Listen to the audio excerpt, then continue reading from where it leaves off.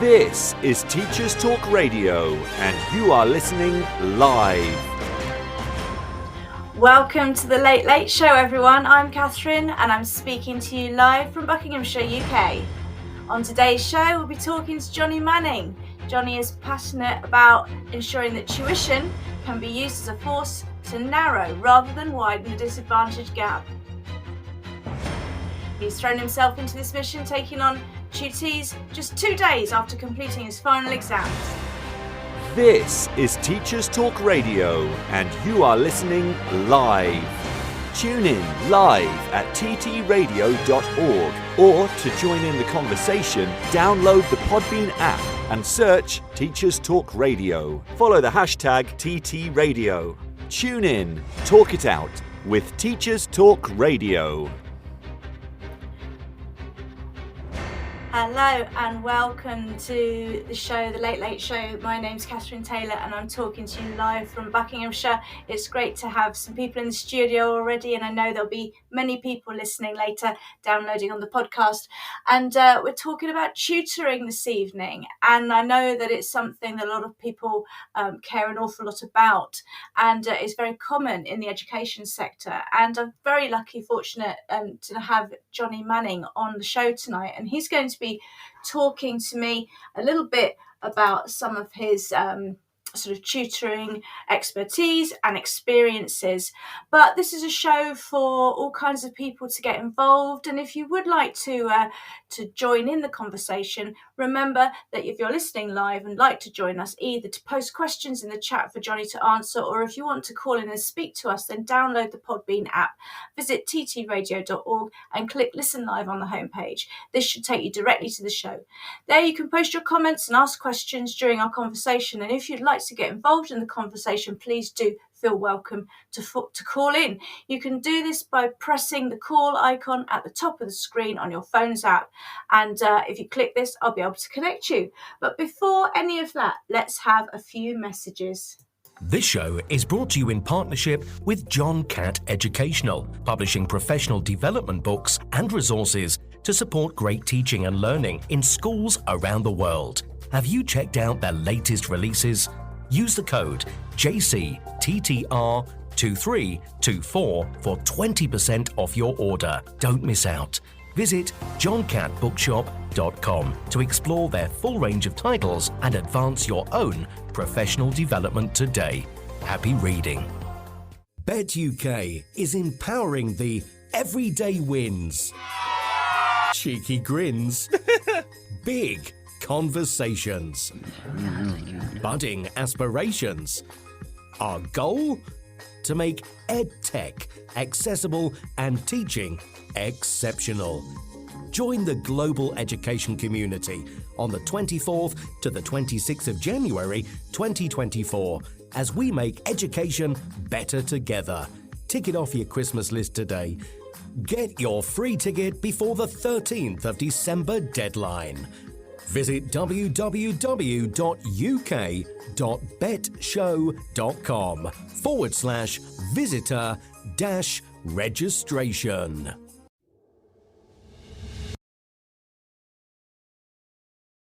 Welcome back, everyone, and welcome to our show tonight on tutoring. We've got Johnny, he's waiting to speak to us, which is fantastic. But before I bring Johnny in, I'm wondering if there's any listeners out there who would like to call in and share their thoughts on tutoring.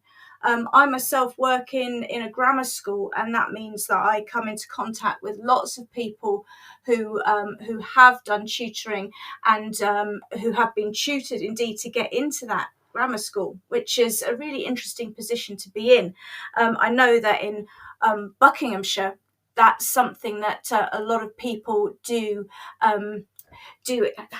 for their children because of the grammar school system. But I'd be really interested to know what the picture's like across the UK. And I know that we've got Gwen, actually. I can see Gwen was trying to phone in, but I can't actually see you to connect you at the moment. I'm sorry about that, Gwen. If you do want to try again, please do. And while we wait to see if anyone wants to call in and join in the conversation, I'm just going to invite...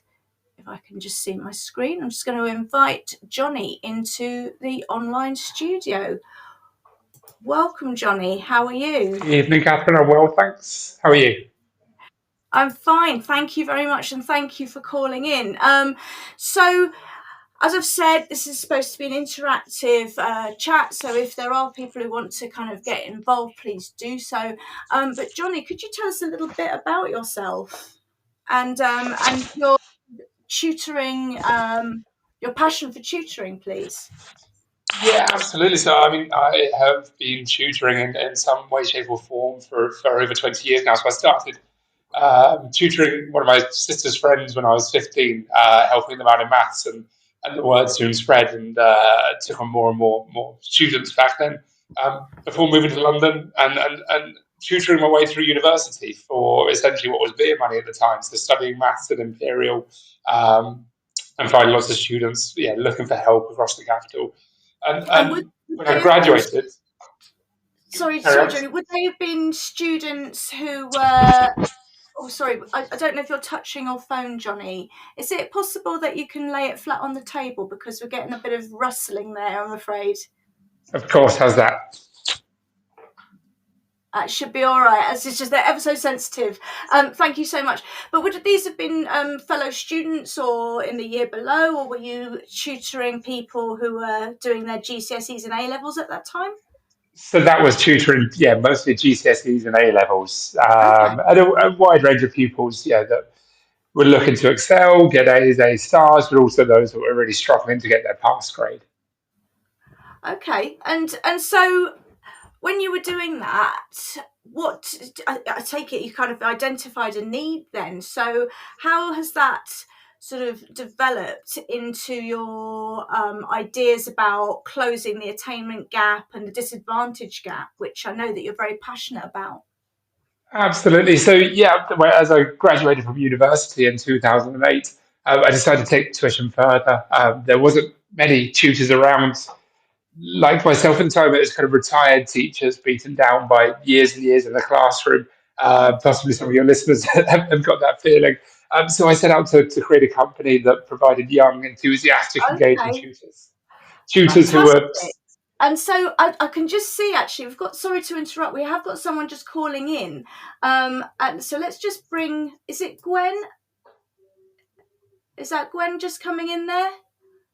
So sorry to interrupt there. I've got a Not number at of all. things going. Hello.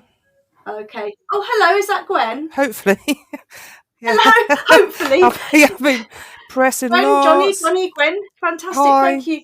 Nice to meet Lots you, of Gwen. buttons. Hi, nice to meet you too. Gwen, I wonder if you could just tell us your experience of being a tutor or how you, and that's quite interesting because I think because I know you're a regular on Teachers Talk Radio, I think you have become a tutor Yes, after leaving the classroom. Is that right? that's right. Which is kind Yeah. of what Johnny was just alluding to, isn't it? Yeah, because I was part-time in a school, and on my day off I was tutoring for a company who, I suppose it's alternative provision.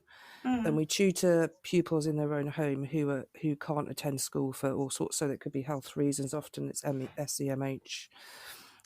Sometimes school refusers. And well, it's really enjoyable work to do, and it kind of gave me the impetus to find a bit of courage and do more of that and become totally self-employed as a tutor. So it's nice because it's one pupil at a time as opposed to hundreds, and but the work's like really rewarding because unless I was sat in front of these children tutoring them, they wouldn't be getting any teaching at all.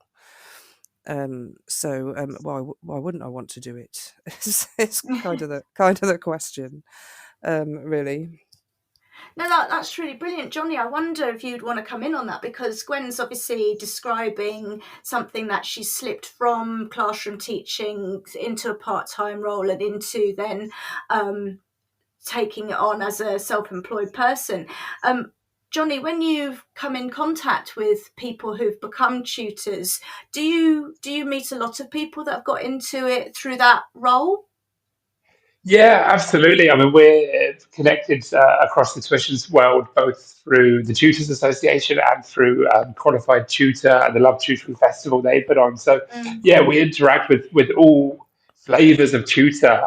It's lovely to hear Gwen's experience. Yeah, finding that joy of teaching, perhaps that you don't get from a lot of classroom management as a teacher, I imagine.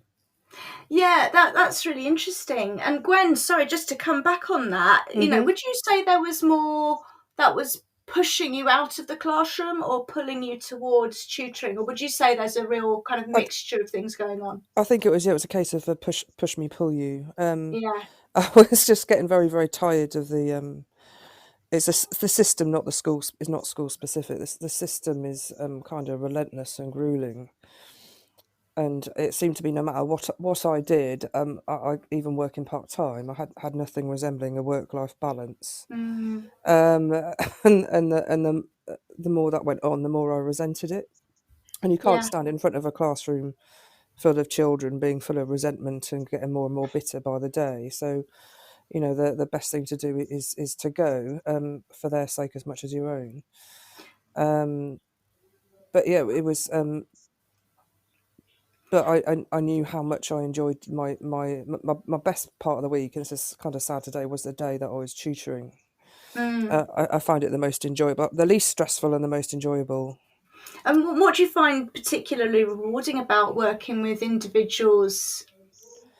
I suppose it's you. Is it you're not just um, tutoring the child, even though that's like the large part of what we do. But you kind of like become you're a very welcome guest in the family's household, and you develop a relationship not just with like a really profoundly good relationship with the child that are tutoring because it's one to one, but Mm, with their family as well. And often you get parents who are working at home, or they by choice, or they're working at home because of their child isn't going to school, um, and it's the having an outsider in the home is as much a blessing to the parent as it is is to the child that you're tutoring. That element of social interaction, because the parents can find it incredibly difficult having a child at home, not because they don't like their child, but it's just difficult. It's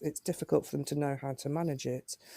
yeah. Um, so yeah, it was a case of a bit of push me pull you, and it was a greater risk, but I knew that I would enjoy it if I was doing more of it. Oh, thank you so much, Gwen. Thank you for calling in, and please do stay connected if you want to. Johnny, is that a story that you recognise?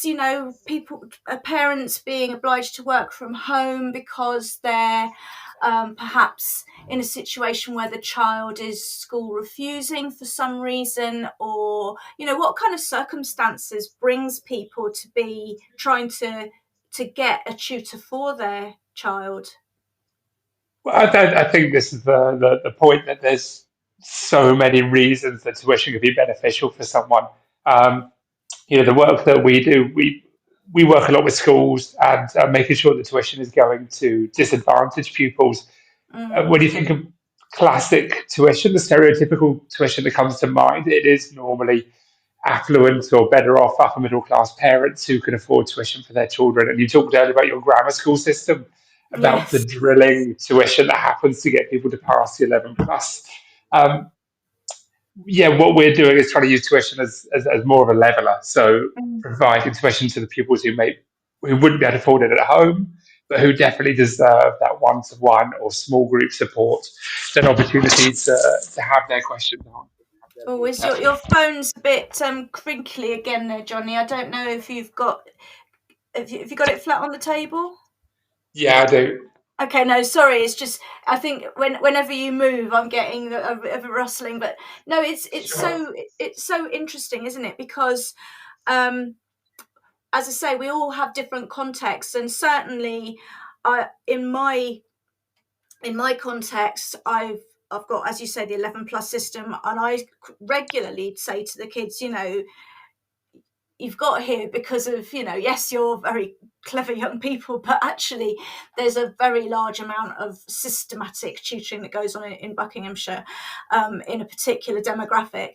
But if I was to try and teach my own son, for example, during lockdown, that really just only ends in tears, probably for him and for me. But, if you've got a child who's refusing school and you talk about it being this great leveller, could you just tell us a little bit about how that works in terms of, for example, working with schools to get those pupil premium perhaps students or those disadvantaged students to have access to the kind of leveller that you've described? Yeah, so it's exactly that. It's schools tapping into that pupil premium budget, which is designed to give financially disadvantaged pupils the same opportunity in life that their better off peers have got. And what better way to do that than tuition? The school can select the pupils that are going to benefit from this and put the tuition in place in a vast array of ways. It could be that they're coming out of class to have it one support. It could be staying after school, but it can also be that they're having this in evenings and weekends, accessing it online, and then getting that same opportunity. You talk about the 11 plus. The 11 plus is supposed to be a natural aptitude test. There's the idea of the grammar school system, and I think as you point out, there is systematic tutoring taking place, which is kind of undercutting that.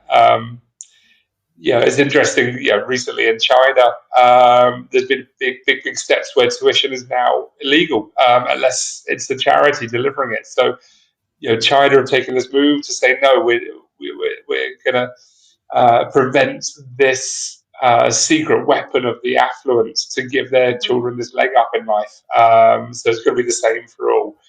I think we're a long way from that in this country, and of course, as a company that delivers tuition, I wouldn't see that, but it's an interesting move. Interesting proposition, isn't it, to say that it must be delivered by charities, and I guess the state education system isn't a charity, but it's sort of this idea that it should be a leveller. You talked a little bit about in our prior conversations about what you've described as a pincer manoeuvre. Now, tell me do you know what does that sound familiar? Yeah, it does sound familiar. So, it sounds a bit like there might be a crab, and I don't think that's what you mean. It is taken from the idea of the crab. Yeah, it's a direct quote from CFEY, and they're talking about CFEY. I can't remember the exact acronym now. The Centre for Education and Youth. There you go. So they do a lot about social mobility and how schools can help disadvantaged pupils. Now, a recent study they did was looking at how pupil premium is spent in order to narrow the disadvantage gap. It's not just about raising the performance of disadvantaged pupils. You've got to make sure you're doing that without also raising the performance of the more affluent pupils. So if you make the class sizes smaller with your pupil premium budget, you're not going to narrow the disadvantage gap because you're benefiting all pupils equally. So to make sure the disadvantaged pupils are performing as well as their better off peers, it's this pincer. The bottom's got to come up and the top is either going to come down or at least stay exactly where it is. Yeah, that's really interesting because, I suppose the zeitgeist, I guess, in many schools is this idea of quality first teaching. And certainly in my school, they say, it's valuable for all, vital for some. And so that's kind of the bottom coming up, but without, so it's very much about that targeted support, isn't it, for people to really close that gap, particularly when there are sort of demographic and economic reasons that certain people perhaps might fall down the cracks. And another thing I wanted to ask you, because you've talked a lot in our prior conversations about how children really need the opportunity to link their hard work to success. And I'm just going to tell you a little anecdote. The other day, I spoke to a group of teachers the other day about how to fail well. And one of the things that I said was to really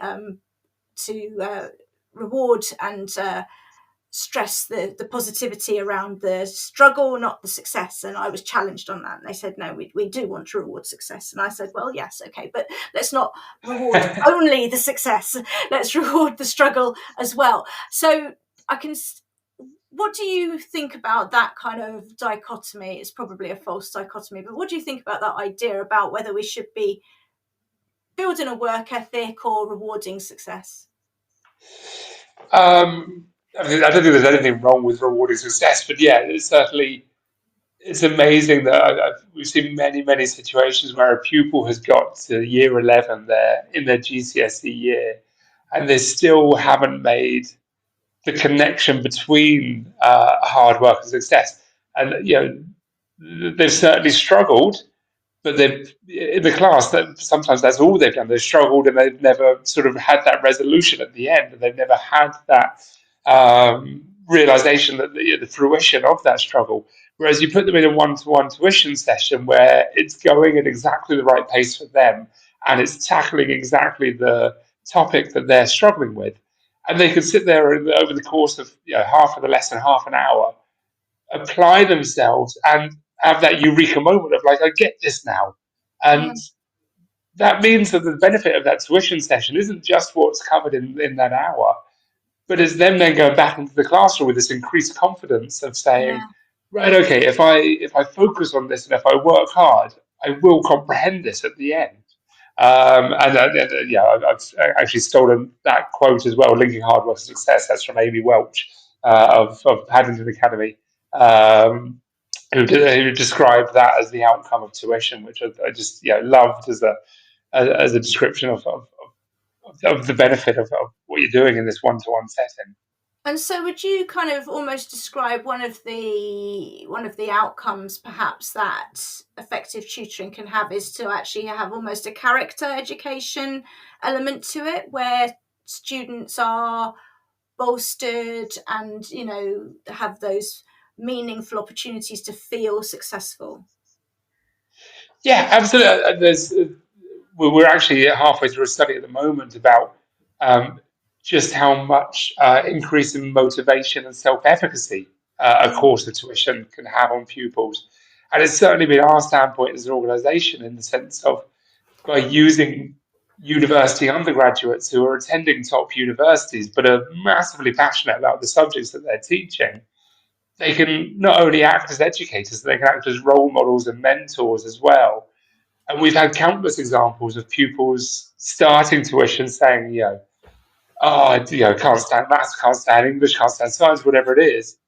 And then actually going on and passing that exam and taking it as an A-level, having a complete about turn. So it's about that inspiration, isn't it? You get people who are kind of what you might describe as maths phobic and things like that. So do you think that that's just that connection can really kind of head off the kind of negativity that someone might have associated with a particular subject over time? Is that yeah, absolutely. It's. I mean, some of this sort of maths phobic things. I think that gets embedded at an early age. Sometimes people have this sort of language. Oh, I'm a maths person, or I'm an English person, and shut out the other, and that can be quite destructive for a pupil. So yeah, that can be undone in just a few sessions of realizing that, oh gosh, I've been carrying this label around my whole life, and actually it's not true. I'm quite capable of this, and oh gosh, I actually find it quite enjoyable. I mean, I had that exact same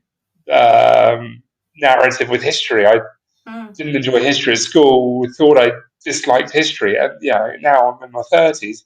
I absolutely love exploring it, and I realised that I'd put this label on myself and shut that world away from me, and I'm upset that I did so.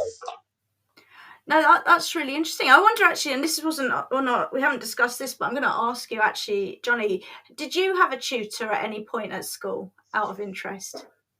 I didn't know. There was. So in maths, I was sort of a couple of years ahead from primary school. I just had a real natural aptitude for maths, but in the other subjects, I sort of got along reasonably well. And then, as I said, at the age of 15, I actually started tutoring maths, and But that's also a really nice way of embedding the learning. I think that's what's great as well. You actually can learn quite a lot yourself by having to go and explain something to someone. And it's something I Exactly. used to do within my tuition sessions. It's like, right, okay, well, I've taught you this, now teach it back to me. Yeah, it is so interesting, and I think when I started to teach A level, I've definitely found that you can read all you like, but until you try and explain it to someone else, it's really quite abstract, isn't it? So that's a really good point. Let's talk about the nuts and bolts of how it works in school. I'm just going to say, by the way, I can see Dan has entered the studio. Dan, please don't panic. You're not live on air, but you're very welcome to call in if you'd like to join the conversation, and welcome. But Johnny, let's think about the actual embedding of tutoring in a school. When would you say it's best deployed for a school? Is it primary? Is it secondary? What are your top tips on that? I think it's about doing the right tuition for the right pupils at the right time. So, schools do an awful lot of work, an awful lot of analysis to spot gaps, to spot pupils that are falling behind. And I think it's about making sure that there's a committed program of tuition throughout a pupil's schooling. I think making tuition a part of an educational strategy. It's not something that's outside of schooling. It's not something that's pulling in a different direction, but it's something that can complement and support teachers.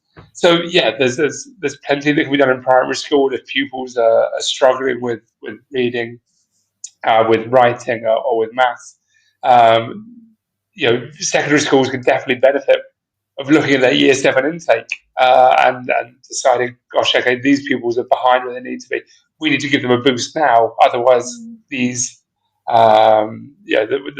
slippage that this pupils had is only going to compound over time, and there's plenty of studies covering that. Because obviously, what happens in reality is a lot of schools get to year 11, get to February, March before the exams, and say, oh gosh, these pupils are going to fail their exam. Let's throw everything we can at them in this last minute. But while that can be of benefit, a slightly more thought out plan is probably more beneficial. Yeah, because what I was just going to say there is that, of course, sort of the longer it's left, the worse the gap becomes, doesn't it? Certainly, if you're struggling with your reading and writing in, let's say, year 3, then if that's not really addressed, then you're going to struggle to access some of the materials in year 4. By year 5, you're going to be feeling a bit adrift and perhaps not very good about yourself and having low self-esteem. By year 6, you see it seems to be something that can really snowball. And I totally see what you're saying about how you've sort of schools start to panic in year 11 and start to do interventions in April or whatever. But it seems like actually to be effective, we do need to be addressing things very much earlier. Because my concern is it's not just about the academic, isn't it? It's about sort of the self-esteem and the feelings of self-efficacy of the individual children involved. How do you think early tutoring intervention can boost those mental health and self-esteem aspects as well as the academic?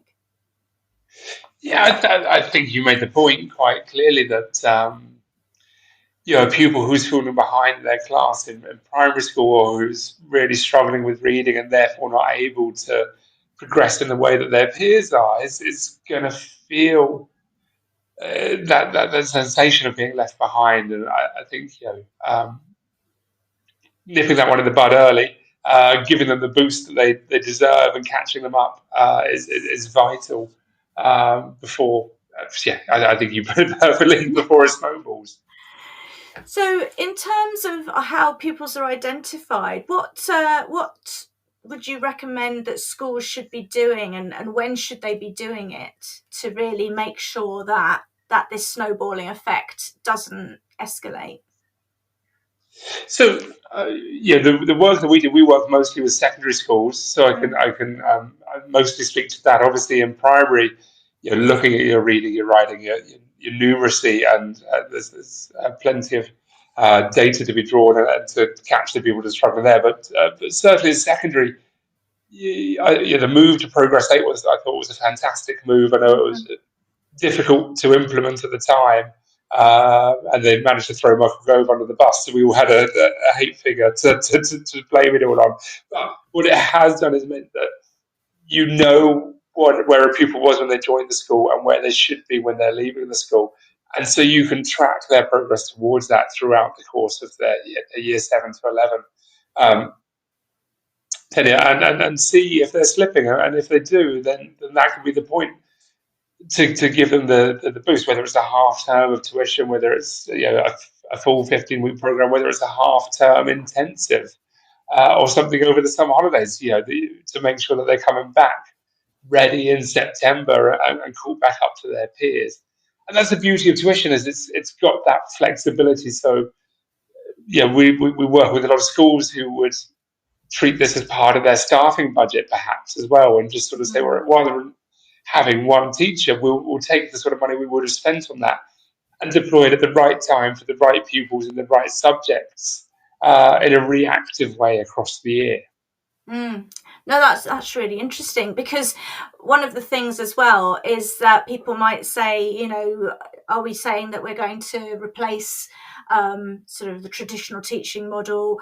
But you go for, I think, more of a complementary sort of relationship between traditional classroom teaching and rather than sort of an either or.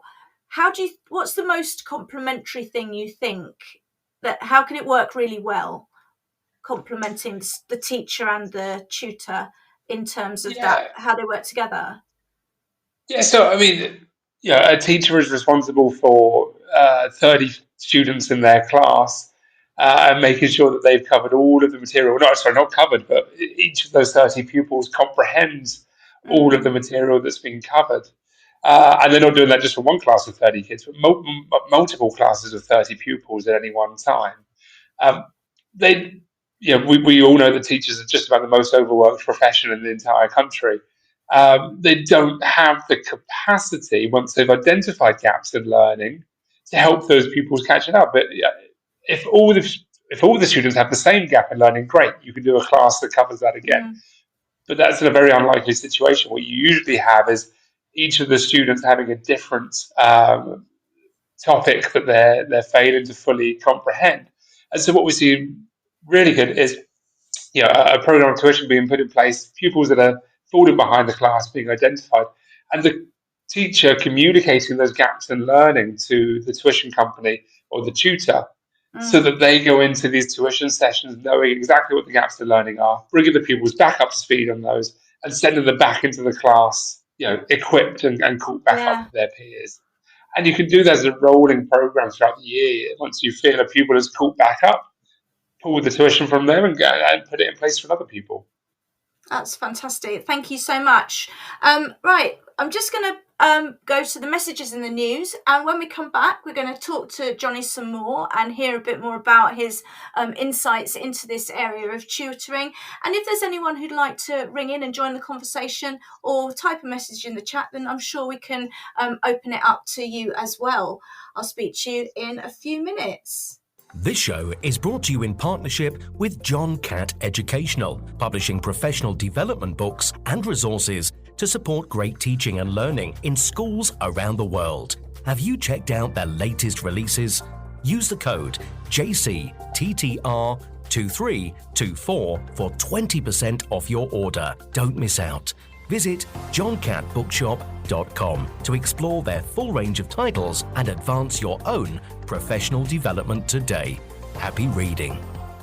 Bet UK is empowering the everyday wins, cheeky grins, big conversations, budding aspirations. Our goal? To make EdTech accessible and teaching exceptional. Join the global education community on the 24th to the 26th of January 2024 as we make education better together. Tick it off your Christmas list today. Get your free ticket before the 13th of December deadline. Visit www.uk.betshow.com/visitor-registration. This is Teachers Talk Radio, and this is Teachers Talk Radio News.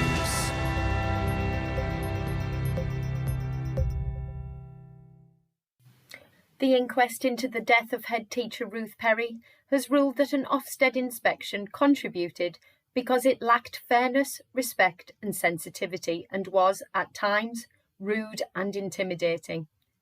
These are the comments from the senior coroner Heidi Connor, as reported on the BBC News website. Mrs. Connor went on to express concern about the impact the inspection system can have on school leaders. This is the first time Ofsted has been listed as a contributing factor in the death of a head teacher. The coroner also issued a Prevention of Future Death Notice, a report that aims to stop similar situations arising again. Anyone who gets such a notice has 56 days to say what they plan to do to mitigate the chances of deaths happening. Education unions, Ofsted Chief Inspector Amanda Spielman and Education Secretary Gillian Keegan have all released statements following the inquest. These can be found across media outlets. A statement by Mrs. Perry's sister, Professor Julia Waters, made it clear that this situation must never be allowed to happen again, but that Ruth was a much more than a victim. She was a sister, a wife, and a mother. The Programme for International Student Assessment, or PISA, has released its latest findings. Making the headlines amongst the data was a figure of 11% of teens in the UK who were skipping or missing a meal at least once a week as a result of poverty. The average was 8%, although it rose to 13% in the USA and to 19% in Turkey. The report makes the link between missing meals and less effective learning. Every 4 years, PISA compares 15-year-olds' reading, science and maths levels across 81 countries. The director of the project described the UK as being in a fairly good spot, with improvements in reading and maths, although there was a decline in science. Amongst the 4 home nations, England performed the highest across all 3 subjects, although the average maths score fell for all UK nations.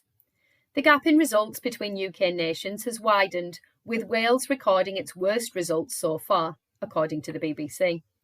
The Welsh Education Minister said COVID-19 had derailed improvement.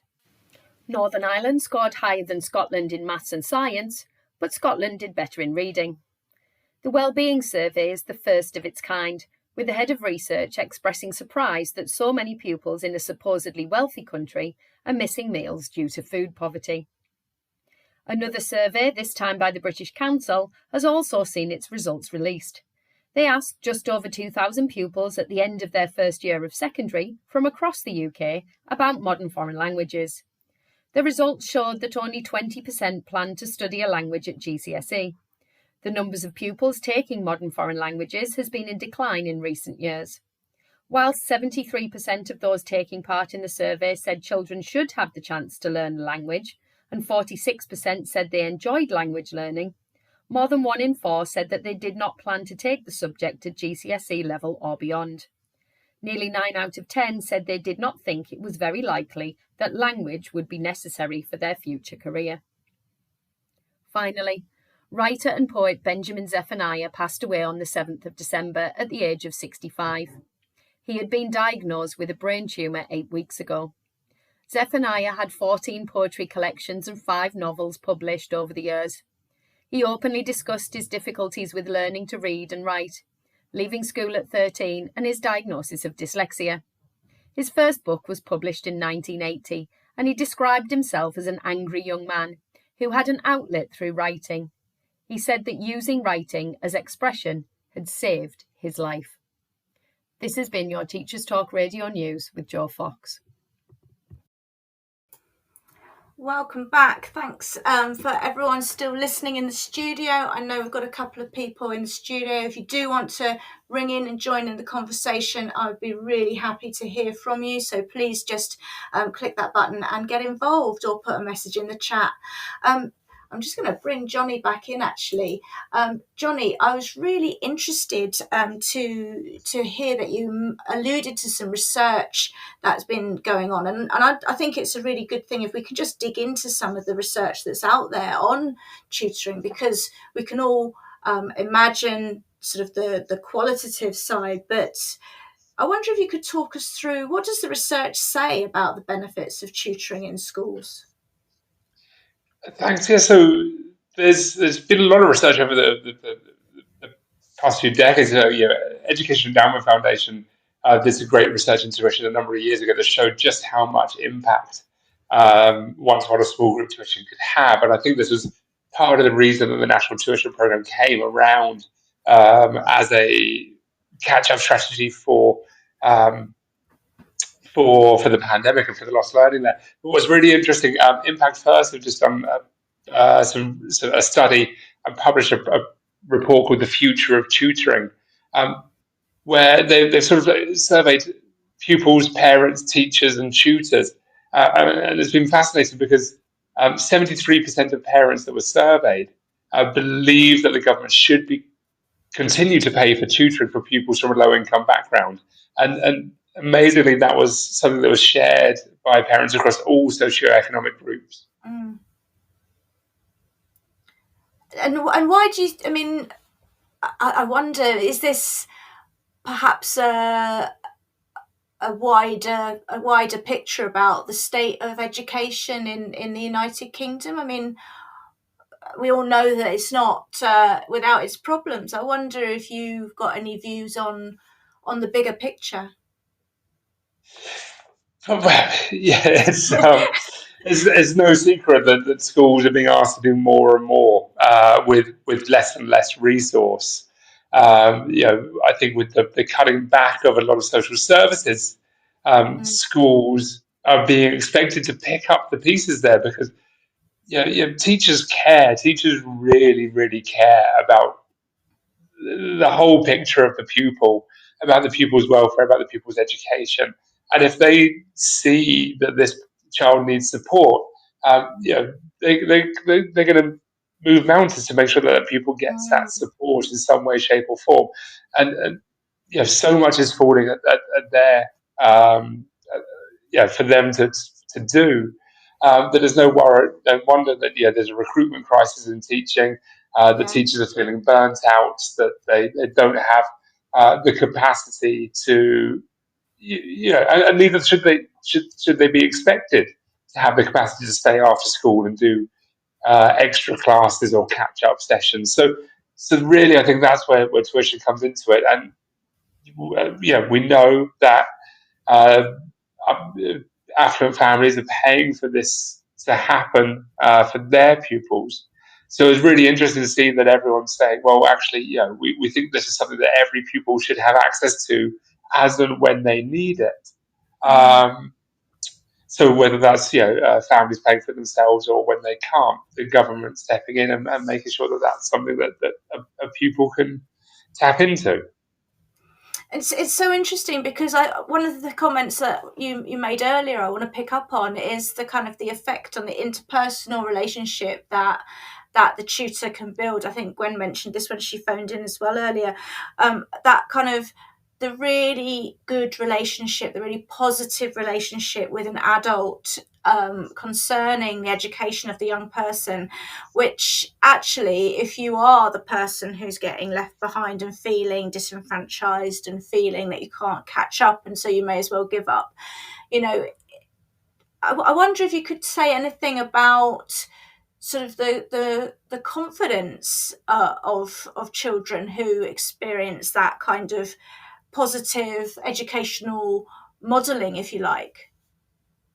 Yeah, to quote another headmaster, Liam McGillicuddy of Bishop's Old School, he really rates the impact of tuition. And he told me it's like for some of these pupils, it's the first time they felt like someone really cared about them on an individual basis, and someone was going to sit there for an hour that only had time for them and wasn't worrying about, of course the teacher cares for them, but the teacher cares for them, 1/30 of the time. And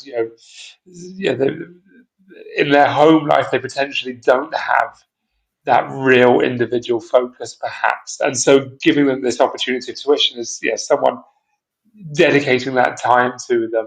And every year we get these reports of pupils who were planning to bunk off their exams. I'm not going to turn up to it. And they put the tuition in place, and suddenly they're like, well, actually, go on, I'll give it a go. And then suddenly they're not only giving it a go, but they're passing and thinking about doing A level. We got one of those pupils who, many years later, she went off, she studied a degree, and then came back and worked as a tutor for us. So we managed to do full circle with her. No, that's really positive, and I think there was a statistic that I was thinking of, which we talked about in our kind of as we were preparing for the show, and something like 84% of parents saw an improvement in the confidence of their child thanks to tutoring, and that's an extraordinary positive outcome, isn't it? It's huge, and like I say, that pupil takes that confidence back into the classroom. They're the one that's got their hand up. They're engaging, they're learning again. So, you're not just paying for 1 hour's tuition, you're paying for the knock-on effects that tuition has on the rest of that pupil's week. No, that's really, really positive. And yet, disaster. So many schools, it's an area of their budgets that they are actually going to look at trimming. What would you say to schools who are having those? Is it going to be the lighting or the tutoring? It's desperate times. It is. It's desperate times, and the National Tutoring Program has been incredibly positive. It's been wonderful to open a lot of schools' eyes to the possibility of using tutoring as part of their educational strategy. The difficulty is, it's a 4-year program. We're in the 4th and supposedly final year of that funding right now. Yeah. What has potentially happened with schools, one is they've got used to paying the subsidised prices, and so they're looking at next year and saying, well, gosh, we won't be able to afford full price. And the other aspect of this is that over those 4 years, their pupil premium budgets, of course, having not been spent on tutoring anymore, have been swallowed up with other programs for pupils, then it's going to be quite difficult to grab that pupil premium budget back for tuition. So, I think it's important for schools to look at just how much impact tuition has, how much value for money there's. We've been doing impact reports with the schools we're working with this year. And it's really nice at the end of a program to look at how much a school spent and how many grades progress their pupils have made, to say, well, hang on a second, it basically costs you about £190 for each grade of progress that was made. It's fantastic value. That is, no, thank you. It's so interesting.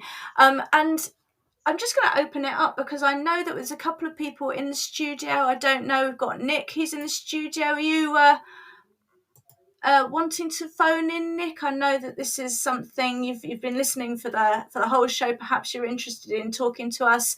Or Paul often rings in. Please feel free, Paul, if you are interested in phoning in. Oh, here we go. Nick, hello. How are you? Hello. Are you there? Yes. Hello. Can you hear me? I can hear you. Yeah. Nick, Johnny, Nick. Nick, Hi there. can you tell us a little bit about your context and what you've had to do in terms of your experience with tutoring?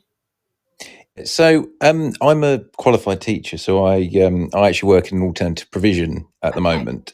So it's a real contrast to when I do tutoring. So I do my tutoring online as opposed to sort of in person, and I think that's something that, if there is a benefit out of the whole COVID pandemic, I think that one of the things is that students have a much wider range of potentially qualified tutors to talk to, because your students could be anywhere in the country, and you're speaking to them from your space, and you haven't got to sort of travel to them. And I think that's a real benefit, particularly in sort of rural areas where you might not have tutors that are within maybe 10, 15 miles of where the students live.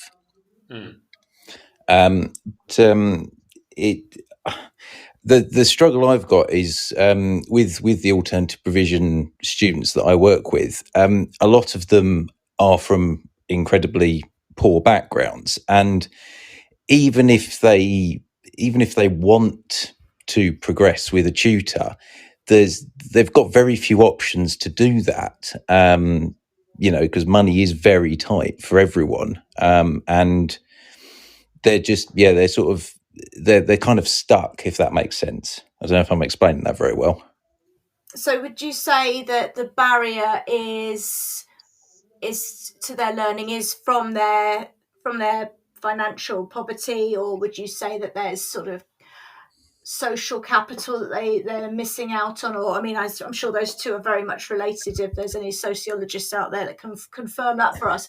But what would you say is the biggest issue? I mean, let me break it down again. So is it that they have not been raised in an environment where they have the aspirational will to engage with their education, and this is the consequence? Or is it that they haven't got a room or a desk at home or a computer, or is it a bit of both? I think it's a bit of both, but I think the aspirational element is definitely there. But some of the students come to our place without even having a coat sometimes. So the thought of spending however much they're going to spend on tutoring is just out of the question for them, unfortunately, because they haven't got the real basics. And I'm not saying it to be too negative to tutoring, because I'm not. And like I said, I tutor and I think it's a great thing. But I think there are inherently some students that are, because it's an extra cost in some regard to someone, they're almost sort of automatically locked out of it because they can't afford it, or the people around them just can't afford to spend the money on it. That's a really interesting point, and certainly the way that the model kind of works at the moment is, and I do speak from within the Bucks bubble, but Johnny, I wonder, how would you respond to that idea that some students are priced out of it, and in terms of the work you do in schools, particularly to engage with that demographic that might not be naturally able to engage with it?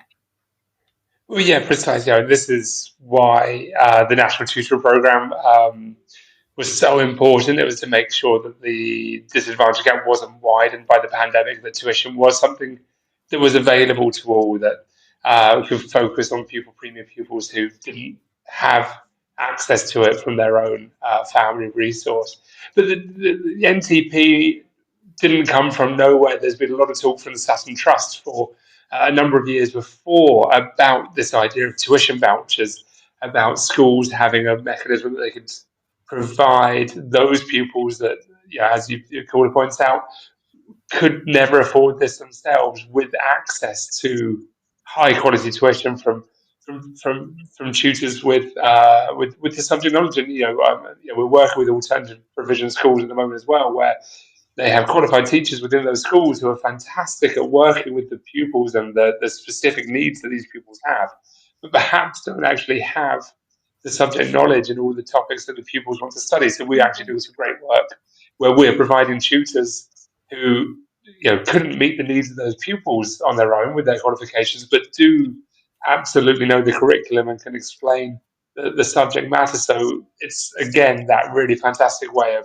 schools and tuition companies working together for the best benefit of the pupils. And through the national programme, as you say, that's a really good centralised mechanism for it. Nick, I wonder if I could have your comments on that. Do you think a voucher scheme that could be very much, I suppose, like a free school meal kind of system, but for tutoring? What would you make of that? Is that something you'd get behind? Yeah, I think one of the problems, as it were, with tutoring, and why the voucher idea might not be a bad one, is the tutoring is ultimately in many ways sort of relatively narrow. So if I'm tutoring a student for an hour in, I don't know, geography, obviously there's some crossover with other subjects, but if they're struggling in 5 or 6 different subjects, you have to sort of almost prioritize down to the sort of the ones that you feel are the highest priorities, so it might be your English or your maths, but they might be missing out on being able to boost their grades in lots of different subjects. And like you said, maybe having a sort of a voucher idea where you can sort of spend it on lots of different subjects, if that makes sense, might not be a bad idea. Yeah, no, that's I mean, I don't know, Johnny, you might know a little bit more. You've probably got your finger on the pulse about what you think the government's going to do going forward. What's your view? What's the next steps?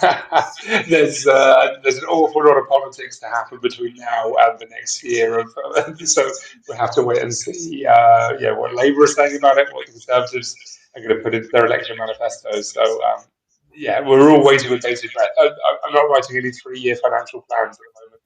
No. Well, you could be Minister for Tutoring, Johnny, and then you could sort them all out. All right. Well, thank you so much. Listen, Nick, any final thoughts on any of the issues? If you had a magic wand, Nick, what would you do in education? Oh my goodness. Just the last 30 seconds.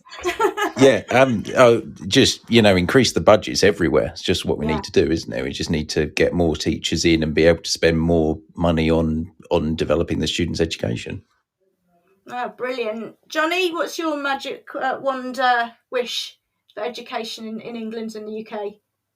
I think a huge change that could be really beneficial would be to stop having teachers up and down the country teaching the same thing at the same time, and moving teachers to a more focused way of supporting the pupils. So have lessons delivered once by one person who's developed a curriculum, and it's broadcast across the country, and then the teachers are there to help the pupils understand it. So teachers as more like facilitators then, is that kind of your vision there? Yeah, but it's such a big move, it's not going to happen. No, that's really, I hadn't really thought of it. That's a really interesting way of doing it. And I guess in other places in the world, they do things very differently, don't they? I've had teachers who've come over to my school who've had their education in India and have spoken about the sort of huge contrast in their experience of education in their own childhood and the contrast to how it is now. And, I guess PISA tells us something, doesn't it? But it's a very narrow, quantitative part of picture, isn't it? And actually we're talking about human beings, aren't we, and their educational experiences. So Johnny, we've been talking for nearly an hour. We haven't sorted it out yet. I think we can keep keep thinking. Right, well, we've pretty much come to the end of our show this evening, and I just want to really thank Johnny Manning for joining me this evening, and for Nick and for Gwen, who called in earlier as well. Thank you so much to everyone who called in. I'm just going to leave you with a couple of messages. This show is brought to you in partnership with John Catt Educational, publishing professional development books and resources to support great teaching and learning in schools around the world. Have you checked out their latest releases? Use the code JCTTR2324 for 20% off your order. Don't miss out. Visit johncattbookshop.com to explore their full range of titles and advance your own professional development today. Happy reading. Thank you. This brings us to the end of today's Late Late Show. Many thanks to our special guest, Johnny Manning, and to all of you who's joined us live. Remember, there are Teachers Talk radio shows all week. Find them wherever you get your downloads. Join me again fortnightly at the same time. Bye for now.